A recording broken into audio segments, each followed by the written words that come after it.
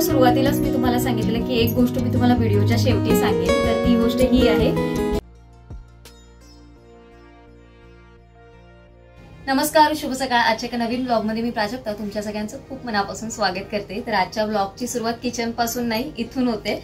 तर आज ना फ्लिपकार्ट वरनं मी एक ऑर्डर प्लेस केलेली आणि मला वाटलं पण नव्हतं की ती अगदी एवढ्या म्हणजे जे 9 मिनिट्स असतात फ्लिपकार्टचं जे चालू आहे, हे बघा ना इथे फ्लिपकार्ट मिनिट्स मध्ये डिलिव्हरी, तर ते जे चालू असेल ते ह्या ऑर्डर्सला पण असतं असं मला म्हणजे माहिती नव्हतं। मला वाटलं 2-3 दिवस लागतील आणि हे ऑर्डर पण मला पार्सल रिसीव्ह झालं, अगदी 10 मिनिटात रिसीव्ह झालं। तर ते मी नंतर दाखवते, पण त्याच्या आधी सचिन आज ऑफिसमधनं येताना काय घेऊन आले दाखवते। थोडीशी प्लांटची शॉपिंग केली आहे त्यांनी, बघा स्नेक प्लांट आणलं इथे आणि इथे पण हे 2 प्लांट आणलेत त्याने।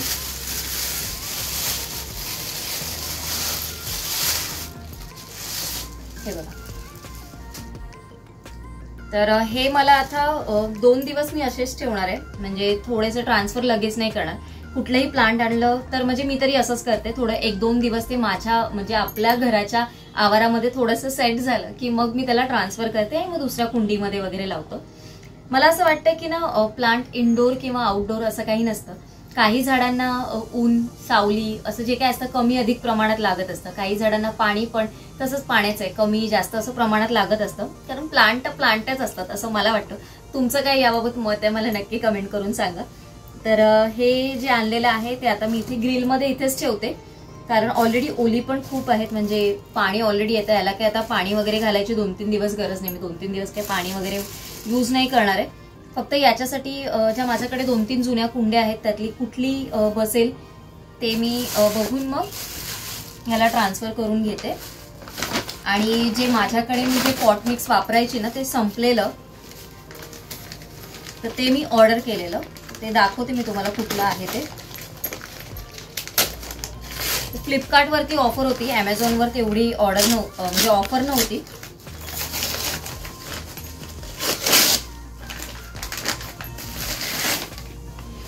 तर हे मी हे वापरते बघा। हे 1 किलोचं आणलं तर मला आरामात 2-3 महिने आरामात जातात, कारण हे काही सारखं सारखं घालायचं नसतं। 2-3 महिन्यापेक्षा मला जास्तच जातात। अगदी थोडं थोडं वापरायचं असतं हे आपल्या झाडांमध्ये, मग कुठलंही असो, म्हणजे इनडोर आउटडोर जे काही प्लांट्स असतात त्याच्यामध्ये हे तुम्ही वापरू शकता। याच्या आधी पण जे मी वापरत होती ना ते पण खूप छान होतं, पण वेगवेगळ्या प्रत्येक वेळेस वेगवेगळं काहीतरी आपल्याला ट्राय करत राहावं लागतं। तर यावेळेस मी हे मागवलेलं आहे। जेव्हा हे वापरेन तेव्हा नक्की म्हणजे हे कसं वापरायचं ते देखील मी ब्लॉगमध्ये शेअर करेन। तर चला आता ब्लॉगला सुरुवात करूया आपण। हे प्लांट पहिले ठेवून घेते आणि मग ब्लॉगला सुरुवात करूया। पान बघ छान आलं ना। तर ही सगळी अशीच ठेवून घेऊया।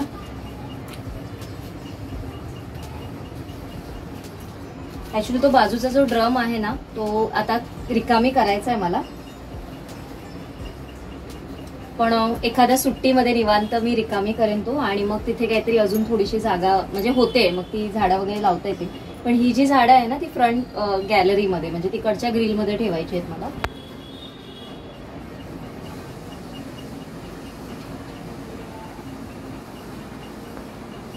कारण तिकडचं जे आता वडाचं झाड आहे ते मी खाली लावणार आहे, कारण ते आता घरात लावणार नाही, म्हणजे तिकडची जागा ती बऱ्यापैकी उंच झालेल्या झाडाची रिकामी होईल तेवढी जागा। हे मी इथेच ठेवते आता।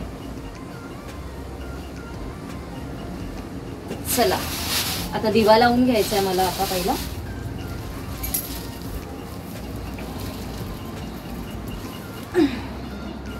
तुळशीच्या इथे दिवा लावण्यासाठी ना मला थोडीशी जागा करायची। आता 2-4 दिवस झाले मी अशाच पद्धतीने इथेच दिवा लावते, म्हणजे आतल्या साईडला ठेवते मी, तो बाहेरच्या साईडला ठेवत नाहीये।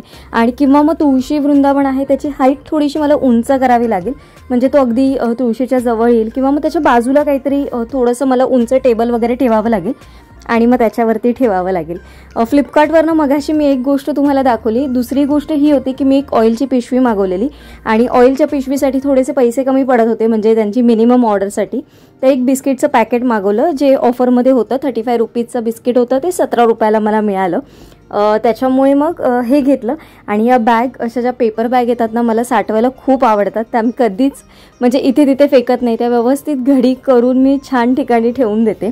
उद्या गुरुवार असल्यामुळे उपवासासाठी आज फक्त शेंगा म्हणजे आणलेल्या होत्या, बाकी मी काहीच करणार नाही आहे. कारण कालचा जो आपला वटपौर्णिमेचा उपवास होता तो पण माझा पूर्ण दिवस झालेला आणि त्या दिवशी मग काही फळ वगैरेच असं खाल्लेलं, मी बाकी काही खात नाही. त्याच्यामुळे मी म्हटलं की आता उद्या काय करू, आणि वरी वगैरे मला अजिबात खायची नव्हती. तर मी म्हटलं चला शेंगाच घेऊ. अर्धा किलो शेंगा घेतल्या आणि आम्ही तिघीजणी असतो आणि आमच्या तिघींचा देखील उपवास असतो. त्याच्यामुळे मी विचार केला की आपण याच शेंगाच घेऊया, म्हणजे तिघींना पण होऊन जातील. तर त्यांना मी आता वाळत घालण्यासाठी मी आज विचार केला की आपण वरती घालूया, म्हणजे माझा जो प्लॅटफॉर्म खाली जो मोकळा राहतो ना तो राहील. कारण मग प्लॅटफॉर्मवर घातल्या ना किंवा मग त्या थोड्या वेळाने परत मला उचलून ना खाली ठेवाव्या लागतात, म्हणजे किचनच्या खाली. तर बराच वेळ असं झालेलं आहे. तर मी आता म्हटलं की इकडच्या जागेचा आपण वापर करून बघू. ॲक्च्युली ते शेंगा नाही, पण मी भाजी एखाद्या वेळेस सुकत घालू शकते, कारण शेंगा पण 1/2 किलो असल्या असतं तर झाल्या असत्या. पण या अर्धा किलो शेंगा इथे एवढ्या काय अशा पुरल्या नाही, पण तरी पण मी त्या थोड्या वेळासाठी तिथे ठेवते. अगदी वारा येतो बाहेरून, तर त्याच्यामुळे ते सुकून जातील. तेलाची जी पिशवी आणलेली ती फोडून घेते मी. एक बॅग माझ्याकडे होती, पण मी एक बॅग अजून घेतली. माझी बरीचशी कामं राहिलेली आहेत. माझं डीमार्टला पण जे मे महिन्यामध्ये जाणं होतं ना ते देखील जाणं झालेलं नाही आहे. त्याच्यामुळे डीमार्टची शॉपिंग पण राहिलेली आहे, जी मला पावसासाठी करायची होती. तर आता कधी वेळ मिळतो ते बघू. ह्या रविवारी पण मला म्हणजे मी बाहेर जाणार आहे या रविवारी पण, तर मी तुम्हाला व्हिडिओच्या एंडला सांगते मी कुठे जाणार आहे ते. तर व्लॉग स्किप न करता बघा, कारण त्याच्यामध्ये मला तुम्हाला भेटायची इच्छा म्हणजे आहे. तर मी सांगते तुम्हाला पुढे व्लॉग जेव्हा म्हणजे आपण एंड करू ना तेव्हा सांगते मी तुम्हाला सगळं काही. तर उद्या गुरुवार असल्यामुळे ना माझ्या मनात एक विचार आला की आपण ज्या प्रेस्टिजच्या आउटलेटमधनं ज्या काही कढई आणि पॅन आणलेलं त्यातलं आपण पॅन वापरायला करूया, कारण उद्या गुरुवार आहे. आणि म्हटलं त्याच्यामध्ये ना काहीतरी गोडाचा पदार्थ आपण पहिल्यांदाच करूया, कारण आणि उद्या गुरुवार असल्यामुळे काही ना काहीतरी तर होईल, शिरा तरी होईल किंवा मग खीर तरी होईल. तर म्हटलं आपण कढईत पहिला गोडाचा पदार्थ त्याचाच करू. तर सर्वात आधी मी काय करणार आहे, उद्या थोडासा वेळ जाईल म्हणून मग कढई जी आहे ती आजच क्लीन करून घेते. तर मी जेव्हा नवीन कुठलीही कढई आणते किंवा कुठलंही भांडं आणते, टोप आणते म्हणा, काहीही आणते, तर मी कशा पद्धतीने क्लीन करते ते आज तुमच्याबरोबर शेअर करते. तर हे जी ट्रिक आहे ती आपल्या सगळ्यांनाच माहिती असेल की म्हणजे लेबल जर निघत नसेल तर थोडंसं गरम करायचं आणि मग काढायचं. आणि आपल्याला एका ताईंनी पण कमेंट केलेली की ताई तुम्ही असं काढा. आणि मला असं त्यांना सांगायचं की ताई प्लीज तुम्ही मला अहो जाहो करू नका, तुम्ही मला प्रत्येक कमेंटमध्ये अहो जाहो करत असतात. तर तुम्ही मला प्राजक्ता बोललात तर मला नक्की आवडेल.